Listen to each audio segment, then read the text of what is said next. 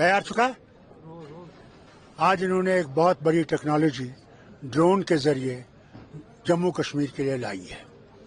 ये यहाँ के किसान के लिए सबसे बड़ी चीज आई है कि वो इससे एक तो देखा जा सकता है उस लैंड में अगर कोई डिजीज है उसका क्या इलाज होगा, वो भी ये बता देगी, उसका स्प्रे करेंगे। दूसरा ये है कि जितने भी फलों के दरख्त हैं उनके ऊपर भी ये स्प्रे करेंगे।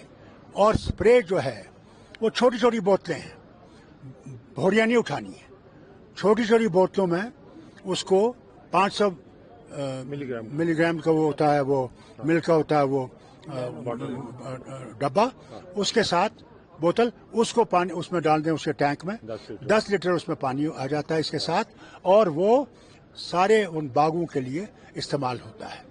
ये एक बहुत बड़ी चीज आई है कि आपको डायरेक्टली न कोई मुश्किल आएगी, सीधा पौधों पे जो है ये दवाई फेंकी जाएगी। डॉक्टर साहब, ये एक टेक्नोलॉजी के साथ साथ, क्योंकि आप सियासत से भी है, कल से जो पार्लियामेंट सेशन उरूज पर है, कल हमारे आगा रूहुल्लाह जो वहाँ पर कुछ बोल पड़े थे, लेकिन with short period of time Agha Ruhullah को बात करने का मौका नहीं मिला। दैट इंडिकेट्स कि हमारा जो पार्लियामेंट है अभी भी उसी मूड में जो पहले था।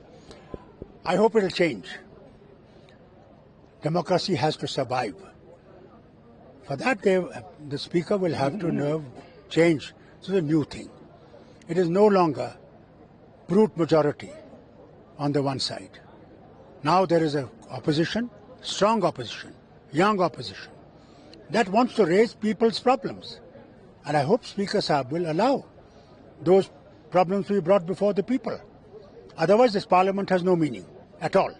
That's why Aga Ruhullah, member of Parliament of Srinagar constituency, told Speaker that he is not belonging to BJP, Congress or something else. He is a simple custodian of the Constitution.